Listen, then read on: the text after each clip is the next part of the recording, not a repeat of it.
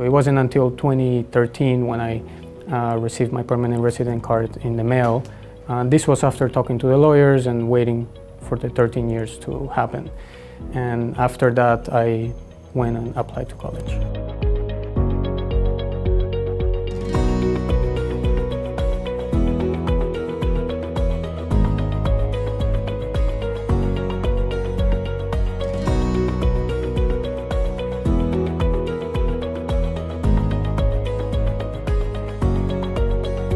My name is Juan Sebastian Rubio. My major is mechanical engineering and I have a minor in aerospace engineering.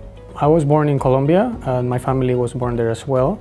My mother came here in 2000 and in 2 years she brought the rest of my siblings and I. And then when I graduated high school, again, she did not kind of give me an option. She just said, oh, we just have to wait to become permanent residents. She didn't know that you can go to college even if you don't have an immigration status. I just did it on my own. I moved out of my house at 18 and I worked for 4 years. It wasn't until 4 years later when I received my permanent resident card that I applied and started community college.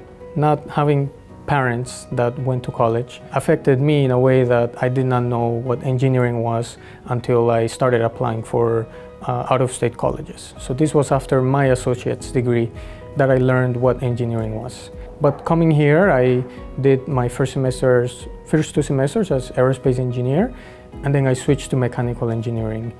The first challenge of being a first-generation student is not having that great educational background. I did not go to the best middle school or the best high school. I cope with that background of being a first-generation student. The way I do it is working hard. If I give my best at whatever I do, then I don't have to carry that with me. My first semester here was very hard. I did not know anyone. I did not have any friends. I was in a classroom with students that were 18 years old. I was 25. I felt a bit intimidated. I was not prepared for this. And I remember I was in the Clough undergraduate building, so I went to ask one of the tutors there to help me understand this concept. And he was a bit surprised that I did not know it, so I just started bursting in tears and I walked out. And this girl came to me and she said, "What's happening? What's happening?" And she took me to the Center of Academic Success, but she calmed me down, helped me fill out a weekly schedule that they have, and this was really what changed my route from failing grades, which I started failing, to getting 4 A's and 1 B. I am proud of myself for continuing and working hard and working through the hoops. Even though I don't have those advantages of having a good economical background, it's not affecting me because I am working hard. I will say that knowing that my mother did not go to college inspires me to work harder. The least thing that I could do is appreciate being in a classroom, not skipping class, really enjoying my time here.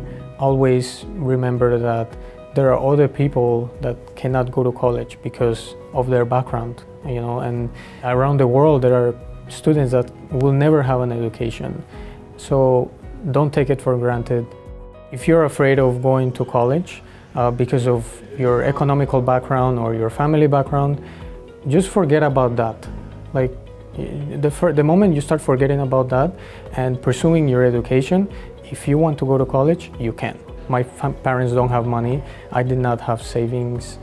I did not have the resources to come to Georgia Tech. I am planning to apply to a PhD program in mechanical engineering here at Georgia Tech.